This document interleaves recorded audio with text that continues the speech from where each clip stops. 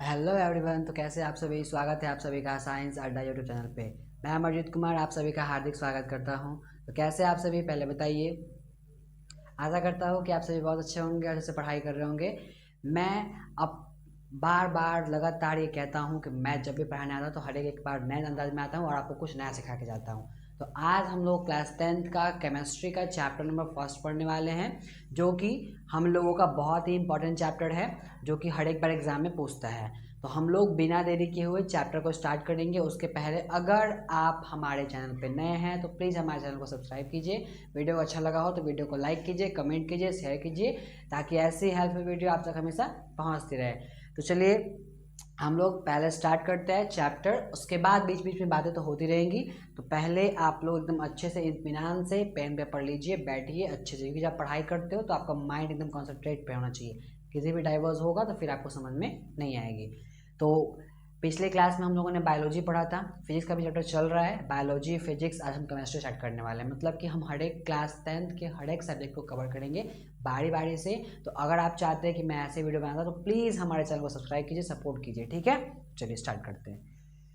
देखिए chapter number first पढ़ना है हम लोग केमिस्ट्री, जिसका नाम है रासायनिक अभिक्रिया। ठीक है, देखिए नाम ही है चैप्टर का नाम केमिस्ट्री, मतलब सॉरी बुक का नाम केमिस्ट्री है, मतलब हमको उसमें केमिकल से रिलेटेड ही कुछ पढ़ना होगा। ठीक है, तो चैप्टर का पहला नेम ही क्या है, देखिए रासायनिक अभिक्रिया, केमिकल रिएक्शन। रिएक्शन मीन्स क्या होगा, अभिक्रिया। आप समझते हैं कि रासायनिक अभिक्रिया होता क्या है, फिर हम लोग उसको अच्छे तरीके से लिखेंगे। जैसे मान लेते हैं कि हम कुछ नया चीज़ बनाना है, जैसे मान लेते हैं कि हमको क्या बनाना है, कार्बन डाइऑक्साइड बनाना है। ठीक है, हम क्या करेंगे कि कार्बन लेंगे और फिर क्या लेंगे, ऑक्सीजन लेंगे। तो कार्बन भी एक एलिमेंट है और ऑक्सीजन भी क्या हमारा एक एलिमेंट है। दोनों को जब हम आपस में रिएक्ट करेंगे, मिलाएंगे, तब क्या बनेगा, कार्बन डाइऑक्साइड।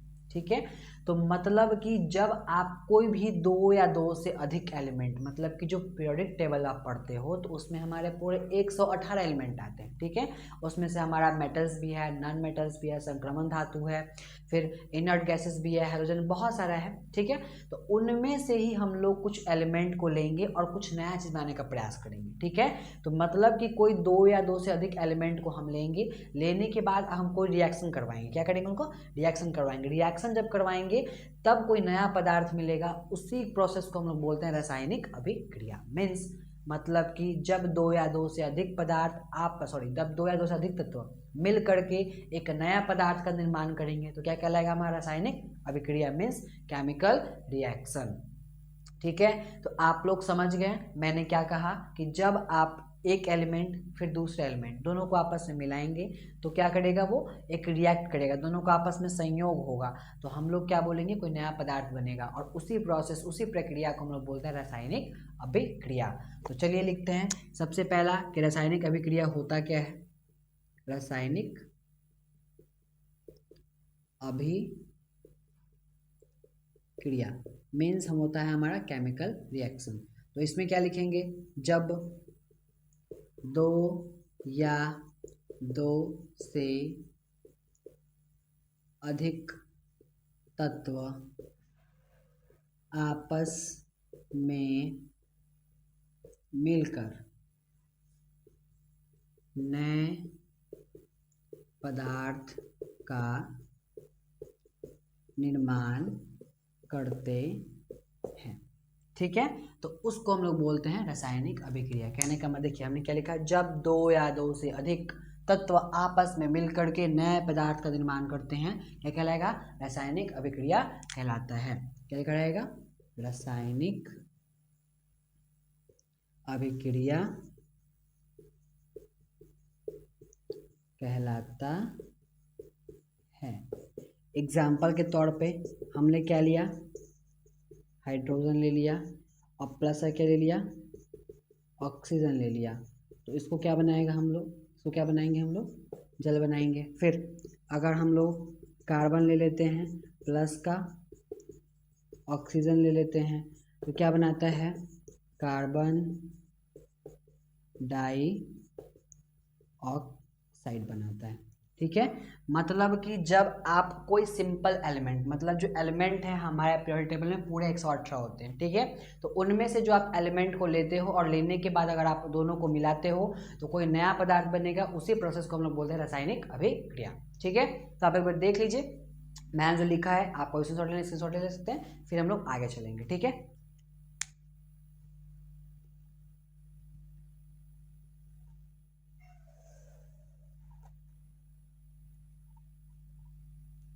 तो देखिए हमने लिखा रासायनिक अभिक्रिया। चैप्टर का नेम जो है पहले वही समझना है, ठीक है, क्योंकि अगर आप चैप्टर का नेम ही नहीं समझ पाओगे तो फिर उसके अंदर क्या पढ़ोगे। ठीक है, तो चैप्टर का नेम ही है रासायनिक अभिक्रिया। तो रासायनिक अभिक्रिया होता क्या है, जब आप एक एलिमेंट दूसरे एलिमेंट को आपस में मिलाते हो कोई नया प्रोडक्ट बनेगा, उसी को हम लोग बोलते हैं केमिकल रिएक्शंस। फॉर एग्जांपल के लिए हमने लिखा कि हाइड्रोजन को लेंगे, ऑक्सीजन को लेंगे, हम जल बना लेते हैं। कार्बन को लेते हैं, ऑक्सीजन को लेते हैं, कार्बन डाइऑक्साइड बना लेते हैं। मैग्नीशियम को लेंगे, ऑक्सीजन को लेंगे, मैग्नीशियम ऑक्साइड बना लेंगे। ठीक है, तो ऐसे आप बहुत सारी चीज़ों का निर्माण कर सकते हो। तो केमिकल रिएक्शन क्या होता है, हमेशा एक नया प्रोडक्ट बना के आपको देगा। तो केमिकल रिएक्शन ये होता है। ठीक है, फिर अब आगे चलते हैं। ठीक है, देखिए आगे क्या होता है। देखिए सबसे पहला हम लोग समझेंगे कि अभिकारक क्या होगा, और दूसरा पॉइंट आता है हमारा कि प्रतिफल क्या होगा। प्रतिफल, देखिए नाम ही है अभिकारक, जो अभिक्रिया में भाग ले, मतलब कि जो एलिमेंट आप लेके आ रहे हो उसको हम लोग बोलते हैं अभिकारक। और जो रिएक्शन जिसका आप करवाओगे, मतलब कि जो भी एलिमेंट आपने चुना और उसका क्या करोगे, रिएक्शन करवाओगे, उसको क्या बोलेंगे हम लोग, अभिकारक। ठीक है, और जो रिजल्ट में बनेगा, मतलब कि आपने जो रिएक्शन करवाया उसके परिणाम स्वरूप जो भी प्रोडक्ट बन रहा है, जो भी पदार्थ बन रहा है, उसको हम लोग क्या बोलते हैं, प्रतिफल। मतलब कि जो अभिक्रिया में भाग लेगा, जो अभिक्रिया में भाग लेगा, ठीक है, उसको हम लोग बोलेंगे अभिकारक। और जो पदार्थ बनेगा उसको हम लोग बोलते हैं प्रतिफल। अगर आपसे पूछा कि अभिकारक क्या होता है, तो हम लोग बोल रहे हैं कि जब रासायनिक अभिक्रिया करवाई जाती है तो उसमें जो तत्व भाग लेते हैं उसको हम लोग बोलते हैं अभिकारक। ठीक है, और अगर आपसे पूछा कि प्रतिफल क्या होता है, तो आपको बताना है कि रासायनिक अभिक्रिया के फलस्वरूप जो भी उत्पाद, जो भी नया पदार्थ बनेगा उसको हम लोग क्या बोलते हैं, प्रतिफल। जैसे यहाँ पे देखिए कि हमने यहाँ पे हाइड्रोजन को लिया, ऑक्सीजन को लिया, तो जो हाइड्रोजन है और जो ऑक्सीजन है वहाँ पे क्या है, एक अभिकारक के रूप में है, और जो जल बना है वो क्या बना है, प्रतिफल के रूप में बना है। तो मतलब कि हाइड्रोजन ऑक्सीजन दोनों हमारा अभिकारक है, और जो प्रोडक्ट बना है वो हमारा जल बना है, तो वो क्या है, हमारा प्रतिफल है।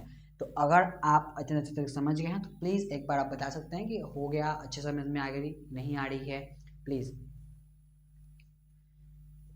क्योंकि देखिए जब आप समझोगे तभी आप एग्जाम में इस तरीके से लिख पाओगे। तो आई होप कि आपको समझ में आ रही होगी, क्योंकि मैं इतना अच्छे तरीके से आपको एक्सप्लेन करके बता रहा हूँ, क्योंकि मैं बहुत आसान भी समझा रहा हूँ। ठीक है, मतलब कि मेरी भाषा जो है वो बहुत आसान सी है कि जो अभिकारक होगा, जो अभिक्रिया में भाग लेगा उसको अभिकारक बोलेंगे, और जो प्रतिफल होगा, जो नया पदार्थ बनेगा उसको क्या बोलेंगे, प्रतिफल। तो इसमें कोई दिक्कत नहीं होनी चाहिए कि जो भाग लेगा उसको अभिकारक ही बोलेंगे, और जो बनेगा उसको क्या बोलेंगे, प्रतिफल। तो अब हम लोग चलते हैं नेक्स्ट टॉपिक पे, जहाँ पे आपको हम पहले पहचाने के देंगे कि आपको अभिकारक कौन सा है और प्रतिफल कौन सा है। ठीक है, क्योंकि जब मैंने पढ़ाया कि अभिकारक क्या होता है, प्रतिफल क्या होता है, तो पूछना तो ऑब्वियसली बनता है। चलिए इसको हम लोग इरेज करते हैं, इरेज करने के बाद आगे चलते हैं। ठीक है, चलिए।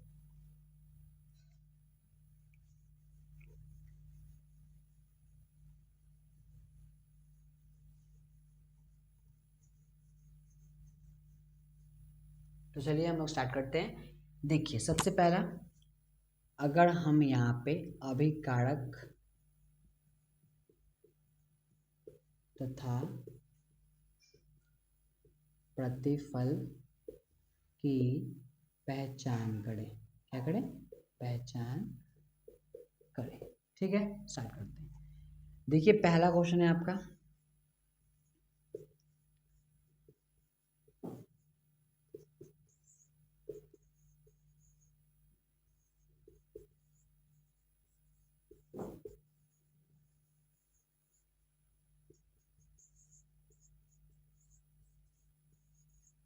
चलिए देखिए हमने टॉपिक लिखा अभिकारक तथा प्रतिफल की पहचान करना। तो अभी जस्ट हम बताएं कि जो भी एलिमेंट्स को आप लेकर के आओगे अभिक्रिया करवाने के लिए, संयोग करवाने के लिए, उसको हम लोग बोलते हैं अभिकारक। और जो आप बनवा रहे हो, मतलब जो भी नया पदार्थ बन रहा है एलिमेंट के, मतलब के रिएक्शन के थ्रू, उसको हम लोग बोलते हैं प्रतिफल। देखिए यहाँ पे ये जो दिख रहा है आपको, और यहाँ पे दो पार्ट दिख रहे हैं। ठीक है, मतलब ये है हमारा लेफ्ट हैंड साइड, और ये वाला क्या है, हमारा राइट हैंड साइड। तो ये वाला जो होता है वो होता है हमारा प्रतिफल। क्या होता है? प्रतिफल। और ये वाला जो होगा वो क्या होगा? हमारा अभिकारक। मतलब कि अभिक्रिया के हमेशा जो बाएं तरफ लिखा जाएगा, हमेशा बाएं तरफ वाला जो होगा वो होगा हमारा अभिकारक, और जो अभिक्रिया के दाएं तरफ लिखा जाएगा वो होगा हमारा प्रतिफल। देखिए ये लेफ्ट साइड, ये वाला हमारा राइट साइड। तो जो लेफ्ट साइड वाला है उसको हम लोग बोलेंगे अभिकारक, और जो राइट साइड वाला है उसको बोलेंगे हम लोग प्रतिफल। सेम उसी प्रकार से ये वाला भी क्या है? इसका अभिकारक है, और ये वाला क्या है? इसका प्रतिफल है। सेम उसी प्रकार से यहाँ पे जो है इसका अभिकारक है, और ये वाला क्या है? इसका प्रतिफल है। मतलब कि अभिकारक और प्रतिफल में आपको कोई दिक्कत नहीं। अगर आपसे कोई क्वेश्चन दिया, पूछा कि इसमें अभिकारक पहचान कीजिए, तो आपको एकदम तुरंत धड़ल्ले से बताना है कि अभिकारक जो होता है वो अभिक्रिया में भाग लेता है, और प्रतिफल जो होता है वो दोनों के रिजल्ट में बनता है। मतलब जो भी आप लेके आए हो वो बनेगा, उसी को हम लोग बोलते हैं प्रतिफल। तो इस अभिक्रिया में जो देखिए सबसे पहला समझने वाली बात यही है, अगर आप याद कर लेते हो कि जो लेफ्ट में होगा वही अभिकारक होगा और राइट में होगा वो हमेशा प्रतिफल होगा, तो आपको बार बार भूलने की कोई दिक्कत नहीं होगी। हमारे पास दो हाथ है, देखिए एक लेफ्ट एक दूसरा लेफ्ट। मतलब जो है देखिए अगर ऐसे हम खड़े हैं, ठीक है, जो लेफ्ट साइड वाला पार्ट होता है वो होता है हमारा अभिकारक, और जो राइट साइड वाला पार्ट होता है वो हमारा प्रतिफल होता है।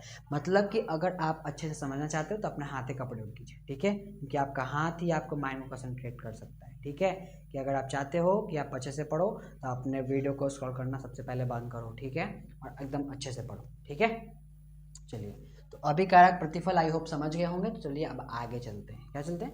आगे।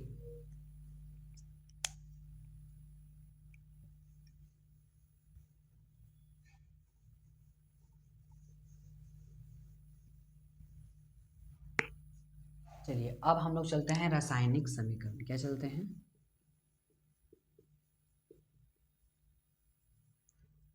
रासायनिक समीकरण, मतलब कि केमिकल इक्वेशंस।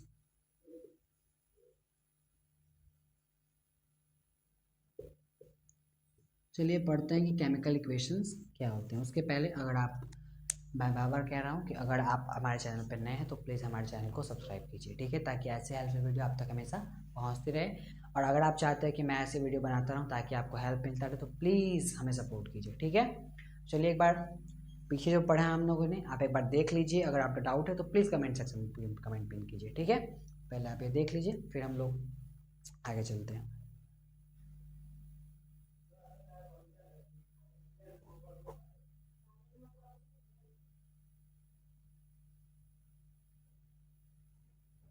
चलिए, रासायनिक समीकरण पढ़ना है हम लोगों को। देखिए अभी हम जस्ट पढ़ा है रासायनिक अभिक्रिया, उसमें हम क्या कर रहे थे? बड़े बड़े बड़े अक्षरों का प्रयोग कर रहे थे। कार्बन प्लस ऑक्सीजन, फिर बना रहा था कार्बन मोनोऑक्साइड। कार्बन का एक अणु लेंगे, ऑक्सीजन का दो अणु लेंगे, तब बनाएगा कार्बन डाइऑक्साइड। मैग्नीशियम का हम बड़ा लिख रहे हैं मैग्नीशियम, ऑक्सीजन का बहुत बड़ा लिख रहा है ऑक्सीजन। इसमें क्या होगा? देखिए रासायनिक इक्वेशन, मतलब कि जो रासायनिक अभिक्रिया है, रासायनिक समीकरण जो है, रासायनिक अभिक्रिया में जो रासायनिक समीकरण पढ़ना है उसका बस खास इतना मोटिव होता है कि आपका जो ये हाथ है, ठीक है, ये जो हाथ है इसके उपयोग को कम किया जाए, ठीक है। आपका जो पेन का इंक है इसके उपयोग को कम किया जाए। कहने का मतलब है कि आप जो पढ़ना चाहते हैं, मतलब आप जो लिखना चाहते हैं उसको तुम शॉर्ट तरीके में, जैसे मान लेते हैं मेरा नाम क्या है? अमरजीत है, ठीक है। हम क्या करते हैं? पूरा ऐसे नाम लिखते हैं, AMARJEET। तो थोड़ा लिखते हैं ना कि ए से स्टार्ट होगा बस, ठीक है। सेम उसी प्रकार से क्या करना है कि रासायनिक क्या है? समीकरण पढ़ना है। उसमें क्या होगा कि जो भी एलिमेंट भाग लेंगे, मतलब जो आप एलिमेंट को चुन करके लाओगे, ठीक है, जो भी एलिमेंट से आप नया प्यार बनाना चाहते हो, जो आप लेके आए हो, उसको क्या करना है कि उनके संकेतों और चिन्ह के द्वारा आपको क्या करना है? उसका निरूपण करना है, ठीक है। मतलब कि आपको दर्शाना है, डिनोट करना है। उसी को हम लोग बोलते हैं रासायनिक समीकरण। मतलब कि रासायनिक अभिक्रिया में भाग लेने वाले तत्वों को उनके संकेतों तथा चिन्हों के द्वारा प्रदर्शित करने की प्रक्रिया रासायनिक समीकरण कहलाती है। आई होप कि आप जो हम समझाएं, आपको जो बोलना चाह रहे हैं आप समझ गए।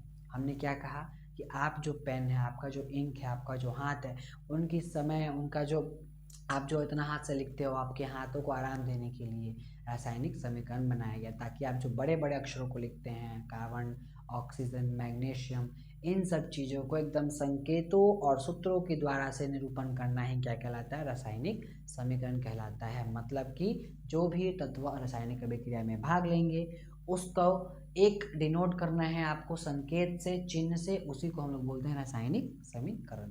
तो इसमें क्या लिखेंगे, रासायनिक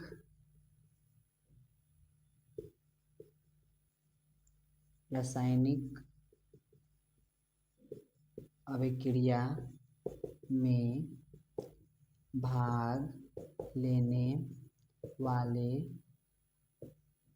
तत्वों को उनके संकेतों तथा चिन्हों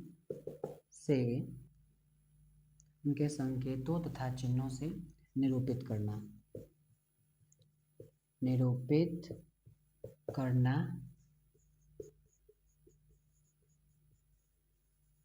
रासायनिक समीकरण कहलाता है। एग्जाम्पल के तौर पर क्या लिख सकते हैं, जैसे मान लेते हैं जस्ट लिखे थे हाइड्रोजन प्लस ऑक्सीजन, तो मतलब कि H2 प्लस का O क्या बनाएगा, H2O। फिर कार्बन प्लस का ऑक्सीजन, कार्बन मोनोऑक्साइड। फिर मैग्नीशियम प्लस का ऑक्सीजन क्या बनाएगा, मैग्नीशियम ऑक्साइड।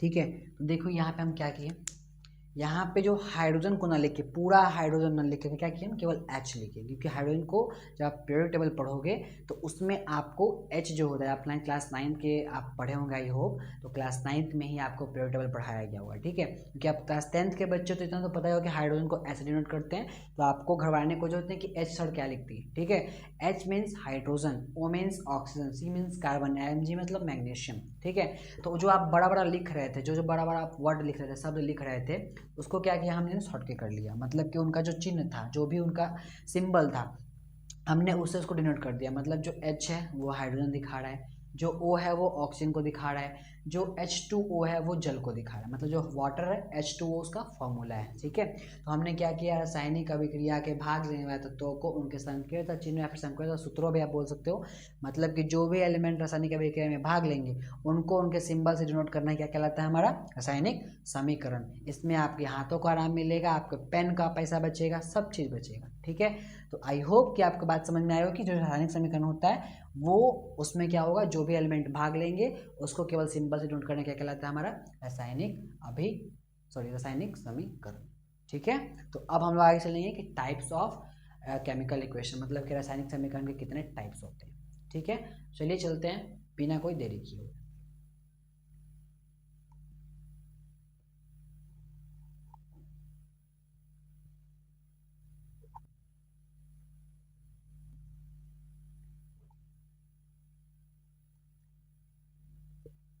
तो इसको हम लोग इरेज करते हैं, फिर हम लोग आगे चलेंगे रासायनिक समीकरण के प्रकार। ठीक है, तो यहाँ पे इसको इरेज कर लेते हैं हम लोग, इसमें आगे बढ़ा लेंगे।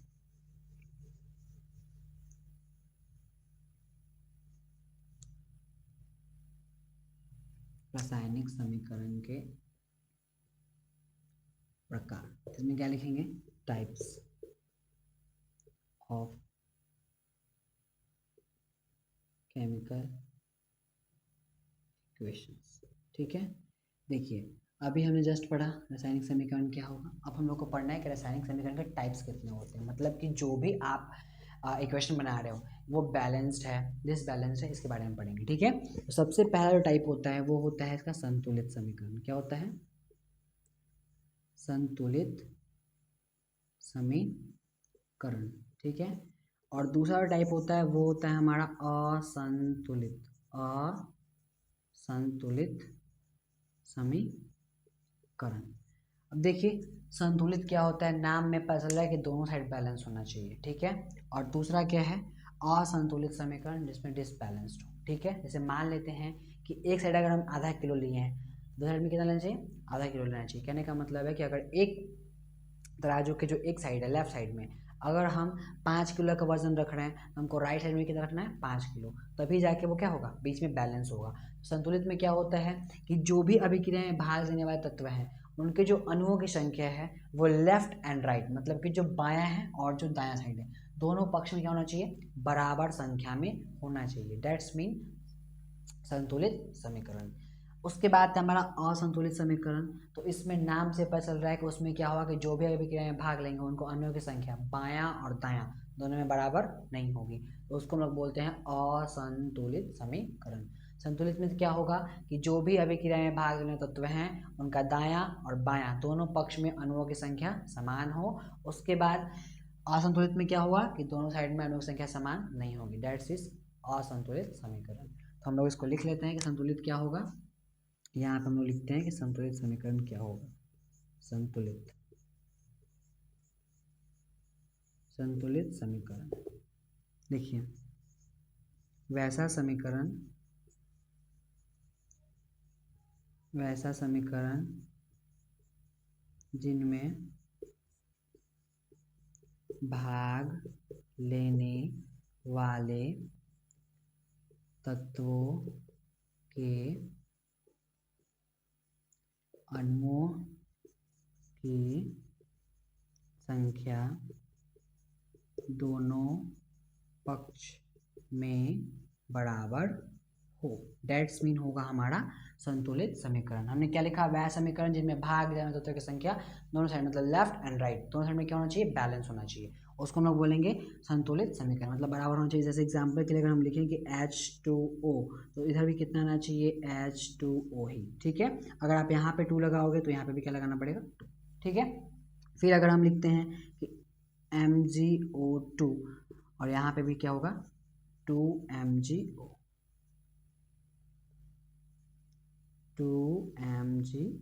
ठीक है। तो ये हमारा रहा एग्जाम्पल जिसमें देखिए हम समझाने का प्रयास करते हैं।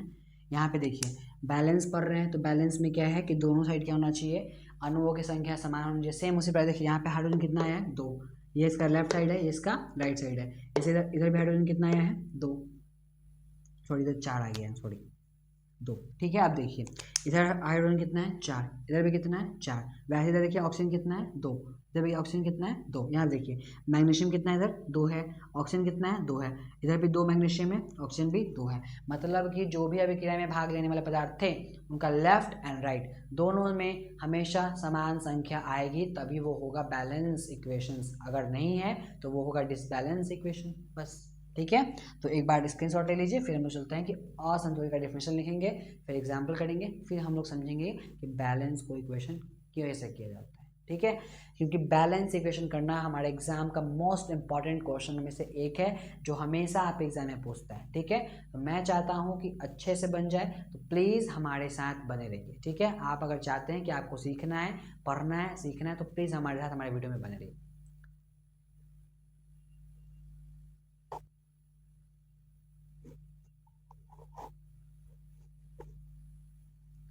चलिए आगे चलते हैं। अब हम लोग लिखते हैं कि असंतुलित क्या होता है, ठीक है।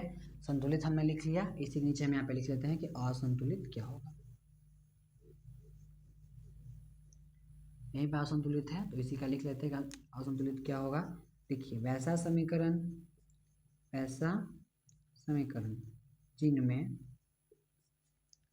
भाग लेने वाले तत्वों की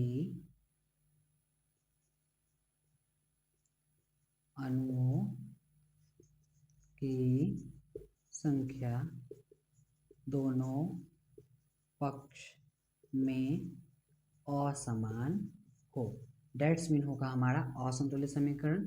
एग्जाम्पल के तौर पर अगर हम लिखना चाहें कि यहाँ पे 2Na है और प्लस का Cl है, तो यहाँ पे अगर हम लिखना चाहें तो यहाँ पे लिखेंगे NaCl2, ठीक है। तो यहाँ पे देखिए यहाँ पे सोडियम 2 आया है लेकिन इधर सोडियम 1 है, यहाँ पे क्लोरीन 1 है लेकिन यहाँ पे 2 आया है, डेट्स मीन क्या है हमारा असंतुलित समीकरण है, इसको बैलेंस करने की जरूरत पड़ेगी। हम लोग उसी को सीखेंगे कि बैलेंस जब करेंगे तो बैलेंस करना कैसे है, ठीक है। तो एक बार देख लीजिए, हमने पढ़ाया रासायनिक अभिक्रिया जिसमें हम बताया कि एक एलिमेंट दूसरे एलिमेंट को आप मिलाएंगे तो बनेगा, प्रोसेस हुआ बोलेंगे रासायनिक अभिक्रिया। फिर रासायनिक समीकरण क्या होता है उसमें हम बताएं कि जो रासायनिक समीकरण होता है जो भी आप भाग लेने वाले पदार्थ हैं उनको आप क्या करोगे, सिंबल से डिनोट कर दोगे, डेट्स मीन वो हो जाएगा हमारा रासायनिक समीकरण। रासायनिक समीकरण के 2 टाइप्स होते हैं, संतुलित असंतुलित, संतुलित में दोनों पक्ष में अणुओं की संख्या समान होगी और असंतुलित में दोनों पक्ष में अणुओं की संख्या समान नहीं होगी। तो मैं चाहता हूँ कि आप अगर चाहते हैं कि एक बार फिर से मैं बैलेंस्ड इक्वेशन, मतलब कि जो भी डिसबैलेंस इक्वेशन है उसका बैलेंस करने का तरीका मैं समझाऊं, तो प्लीज़ आप हमें इस वीडियो पे एकदम अच्छे से एकदम अच्छा व्यू आना चाहिए, ठीक है। मैं चाहता हूं कि आप इस वीडियो पे एकदम अच्छा व्यू लाइए ताकि मैं फिर से केमिस्ट्री क्लास, क्योंकि बायोलॉजी का जो क्लास है वो रेगुलर चल रहा है, उसमें कोई दिक्कत नहीं आ रही है, बट केमिस्ट्री क्लास थोड़ा सा रुक रुक के चल रहा है क्योंकि उसमें व्यूज़ उतने अच्छे नहीं आते हैं, ठीक है, क्योंकि बच्चे तो ध्यान से नहीं पढ़ रहे हैं। तो सो मैं चाहता हूँ कि अगर बच्चे अट्रैक्ट होते हैं, बच्चे से पढ़ते हैं, तो प्लीज़ मेरी बातों को गौर फरमाइए। अगर आप चाहते हैं कि मैं ऐसे वीडियो लाता हूँ तो प्लीज़ हमें सपोर्ट कीजिए, ठीक है। और अगर हमारा चैनल आपको कुछ अच्छा दे रहा है, मतलब अगर आप चाहे हमारे चैनल से कुछ अच्छा सीख रहे हो, तो प्लीज़ हमें सपोर्ट कीजिए। और अगर आपको हमारा वीडियो अच्छा लगा हो तो प्लीज़ हमें लाइक, सब्सक्राइब और हमारे बेल आइकन दबाना ना भूलें, और अपने दोस्तों को भी ज़रूर शेयर करें ताकि उनको भी कोई हेल्प मिल जाए। चलिए आज की क्लास को हम लोग यहीं पे अगर छोड़ते हैं, फिर हम लोग कल सीखेंगे कि बैलेंस कैसे करते हैं और डिसबैलेंस क्या है, जो भी होता है उसको हम बैलेंस कैसे करेंगे। तो आज के क्लास को हम लोग यहीं समाप्त करते हैं। थैंक यू, टाटा, बाय बाय, टेक केयर। मिलते हैं फिर नेक्स्ट क्लास में इसी अंदाज के साथ, ताकि आप कुछ सीख के जाएं, क्योंकि हमारा मोटिव यही है कि आपको हम पढ़ाने नहीं सिखाने आते हैं। Thank you, bye bye, take care. मिलते हैं नेक्स्ट वीडियो में।